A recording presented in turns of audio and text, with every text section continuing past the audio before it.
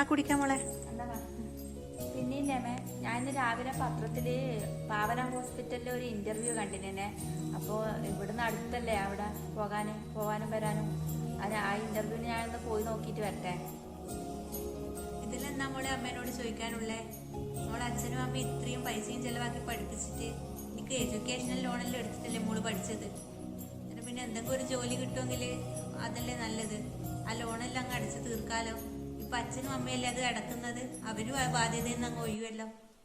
പണിയെല്ലാം കിട്ടുന്ന മോളെ. മക്കളെ കാര്യമൊന്നും ആലോചിച്ചിട്ട് മോള് വിഷമിക്കണ്ട.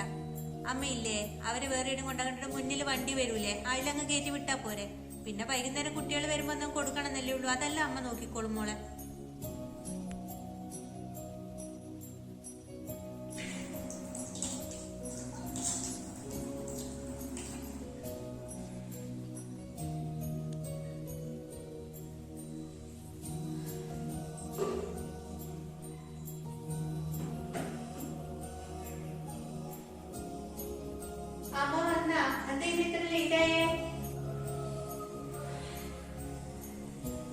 ഭയങ്കര തിരക്കേന് പോണെ. പിന്നെ ബ്ലോക്കും കുട്ടികളെ ഒച്ചൊന്നും കേൾക്കാനായി കുട്ടികളെടുത്തു. അവര് ഷീബേച്ചിന്റെ വീട്ടിൽ കളിക്കാൻ പോയിനമ്മേ. സന്ധ്യയിലേക്ക് വിളിക്കണേ. വിളിച്ച് സന്ധ്യയിലേക്ക് വീടാണെന്നാ പറയാം. അവരിപ്പം വരും അമ്മേ. അമ്മ ഞാൻ നമുക്ക് ചായ എടുക്കട്ടെ? വേണ്ട മോളെ, കൊളിച്ചതും കഴിഞ്ഞ് കുറച്ച് കഴിഞ്ഞിട്ട് മതി. കുട്ടികളെല്ലാം വരട്ടെ, ഒരുമിച്ച് കുടിക്കാം. അതെയാ അമ്മ, ഇന്നത്തെ പത്രത്തിലൊരു വേക്കൻസിന്റെ കണ്ടിട്ടുണ്ടായിരുന്നു പാവന ഹോസ്പിറ്റലില്. അത് ഞാനും കണ്ടിനെ. അതെ, നല്ല ഹോസ്പിറ്റലാണ്. അവിടുത്തെ സ്റ്റാഫിനെല്ലാം നല്ല സാലറി എല്ലാം കൊടുക്കുന്ന ഹോസ്പിറ്റലിൽ ഞാൻ അന്വേഷിച്ചു നോക്കി. എന്റെ കൂട്ടുകാരിണ്ട് അവിടെ. അപ്പൊ അവിടെ അന്വേഷിച്ചാൽ അവര് നല്ല ഹോസ്പിറ്റലാണ്, പറ്റുമെങ്കിൽ നീ വന്നോന്നെല്ലാം പറയുന്നുണ്ട്. എന്നാ വേണ്ടതെന്ന് ഞാൻ ആലോചിക്കുന്നത്.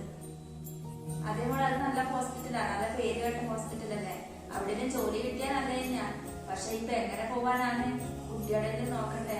ഇപ്പൊ ഞാൻ വീട്ടിലേക്ക് ഞാൻ പ്രശ്നമില്ലായിരുന്നു, എനിക്ക് പോകാം. പക്ഷെ ഇപ്പൊ ഞാൻ പോകുന്നില്ല. ഒരു നല്ല ഗവൺമെന്റ് ഉദ്യോഗം കിട്ടിട്ട് ഇപ്പൊ ഞാൻ വീട്ടിൽ നിൽക്കുവാന്ന് പറഞ്ഞാല് അത് നല്ല കാര്യമില്ലല്ലോ. ഇപ്പൊ എന്താ ചെയ്യാൻ? നീ പണിക്ക് പോകുന്നതിന് നല്ല കാര്യം തന്നെയാണ്. പക്ഷെ കുട്ടികളെ ആരാ നോക്കുക?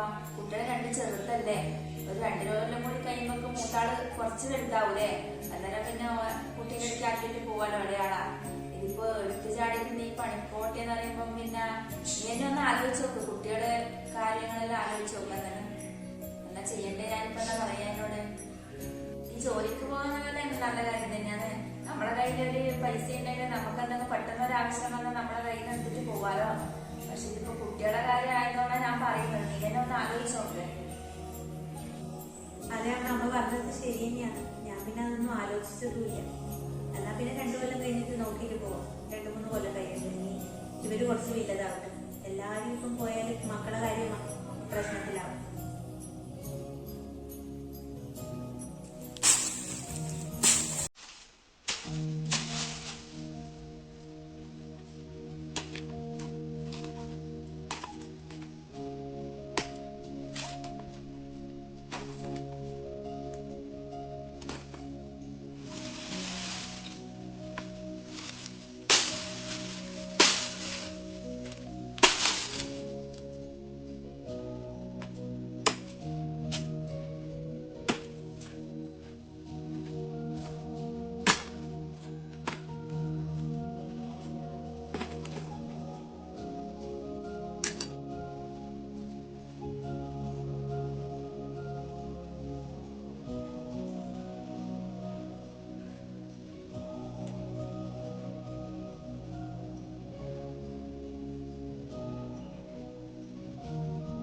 അമ്മ വെറുതെ കൊത്തിക്കഴിഞ്ഞാൽ അമ്മക്ക് വെള്ളം കാണും വേണേനാ?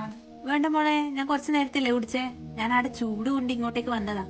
എന്നാ ചൂടല്ലേ, പുറത്തിറങ്ങി സഹിക്കാൻ കഴിഞ്ഞില്ലല്ലോ. ഇല്ല, ഭയങ്കര ചൂട്. പിന്നെയല്ലേ അമ്മ പാവന ഹോസ്പിറ്റലിൽ ഒരു ഇന്റർവ്യൂ വന്നത് തിങ്കളാഴ്ചയാണ്. ഞാനൊന്ന് പോയിട്ട് വരട്ടെ. ഓ അതെയാ മോളെ, എനിക്ക് ഇന്റർവ്യൂവിന് വന്നിട്ടുണ്ടാ. ഇപ്പൊ നീ പോട്ടെ ചോദിക്കുമ്പോ ഞാനെന്താ പറയാ? ഞാൻ നിന്നെയും കൂട്ടിട്ട് ഒന്ന് തിങ്കളാഴ്ച ഡോക്ടറെ അടുത്ത് പോവാന്നല്ല വിചാരിച്ചത്. കഴിയുന്നില്ലപ്പാ. ഇവിടെ എല്ലാം കൈവേദനയും, നടക്കുമ്പോ കാല് വേദിയുന്നില്ല. ഭയങ്കര വേദന. ഇവിടെ നിന്നെല്ലാം വേദനയിലൂടെ ഡോക്ടറെ എടുക്കാം. തിങ്കളാഴ്ച പോവാൻ നിന്നെയും കൂട്ടിട്ട് വിചാരിച്ചിട്ട് ഇപ്പൊ എന്നാ ചെയ്യാം? അമ്മക്കാണെങ്കിൽ തീരെ കഴിയുന്നില്ല. നോക്കിട്ട് പോയാ മതിയോ നമുക്ക്? എന്തായാലും തിങ്കളാഴ്ച നമുക്ക് സഹിക്കാൻ പറ്റുന്നില്ല. ഞാൻ നിന്നോട് പറയാന്ന് വിചാരിച്ചിരിക്കല്ലേ. ഓ അതിയാമേ ഇങ്ങനെ കയ്യാണ്ട് പിന്നെന്തിനാ അമ്മ ഇപ്പൊ വെറുതെ കൊത്താൻ വേണ്ടി പോനെ? ഞാൻ വൈകുന്നേരം എങ്ങനെ കൊത്തിയിടൂലേനാ? കയ്യാണ്ട് അത് കൊത്താൻ പോണേനമ്മ? അത് കൊറേ ദിവസമായില്ലേ മോളെ ആടെ കൊണ്ടിട്ടിട്ട്. നീ എന്താ ഇവിടെ വെറുതെ നിൽക്കുന്നുണ്ട്? അടുക്കളയിലെ പണിയെല്ലാം നീ എടുക്കുന്നില്ലേ? എല്ലാ പണിയും മോൾ തന്നെ എടുക്കാൻ കഴിയാ. എന്തെങ്കിലും ഒന്ന് സഹായിക്കാൻ നമുക്ക് ഇങ്ങനെയല്ലേ ആവുള്ളൂ. പിന്നെ അതാടെ കൊണ്ടിട്ടിട്ട് അങ്ങനെ ചെതലരിക്കണ്ടെന്ന് വിചാരിച്ചിട്ട് അമ്മ അങ്ങ് കൊത്തിയതാണ്. കയ്യിന്നൊന്നുമില്ല.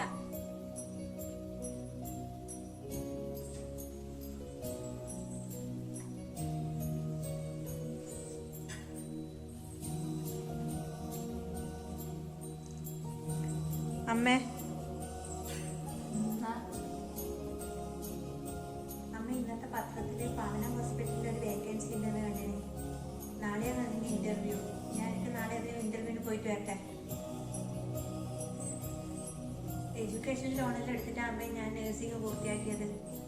ഇപ്പൊ അത് അച്ഛനും അമ്മയും കൂടിയിട്ട് അടക്കുന്നത്. അവരത്രയും കഷ്ടപ്പെട്ടിട്ട് അത് അടക്കുന്നത്. എനിക്കൊരു ജോലി കിട്ടിയിട്ടുണ്ടെങ്കിൽ ഞാൻ അത് എങ്ങനെയെങ്കിലും അടച്ചു പോവുമായിരുന്നു. പിന്നെ ജോലിക്ക് പോവാണ്ട് നീ തിന്ന കൂടെ കുത്തിരിക്കാനാ വിചാരിക്കുന്നേ? നിന്റെ വീട്ടിൽ നിന്ന് എന്തെങ്കിലും കൂടെ കൊണ്ടുവന്നിട്ടുണ്ട് അതൊന്നും ജീവിക്കാൻ വേണ്ടിട്ട്? എന്റെ മോൻ നയിച്ചു കൊണ്ടിരുന്നത് തിന്നിട്ട് ഇവിടെ ഇങ്ങനെ കുത്തി ഇരുന്നോളാ. എന്താന്ന് നമ്മള് വിചാരിച്ചിന്? എല്ലാരും ലോൺ എടുത്തിട്ട് തന്നെയാ പഠിക്കുന്നത്. എന്റെ മോള് ലോൺ എടുത്തിട്ട് തന്നെയാ പഠിച്ചത്. എന്നിട്ട് ഓളെ ബാധ്യത തീർത്തിട്ട് കല്യാണം കഴിഞ്ഞ് പോയിട്ടുണ്ടോ? അങ്ങനെ ഏതെങ്കിലും കണ്ടോനപ്പുറം അങ്ങ് ബാധ്യത ഉണ്ടെന്ന് ഓർക്കണേന് ഓടി വരുമ്പോ. ഇപ്പൊ എല്ലാം ബാധ്യത ഉണ്ടെന്ന് പറയേണ്ടത്. എന്റെ മോളെ കല്യാണത്തിന് ലോണെങ്ങനെ അടിച്ചു തീർക്കാൻ പറ്റും? ആ ചക്കൻ കടത്തിന് നടക്കുന്ന തിരയോന്ന്. എന്നിട്ട് ഓള് ജോലി കിട്ടിയിട്ട് പൈസ എടുത്തിട്ട് വീട്ടിലെ കടം തീർക്കാനാ ഓടുന്നത്. ആ ചക്കനെ കുറച്ച് സഹായിക്കാൻ നോക്ക്. എന്താ എപ്പോഴും തിന്നിട്ട് കുത്തിയിരുന്നാ മതിയാ? ആദ്യം കിട്ടുന്ന പണിക്ക് തന്നെ പോവാൻ നോക്ക്. അതെന്നെ നല്ലത്.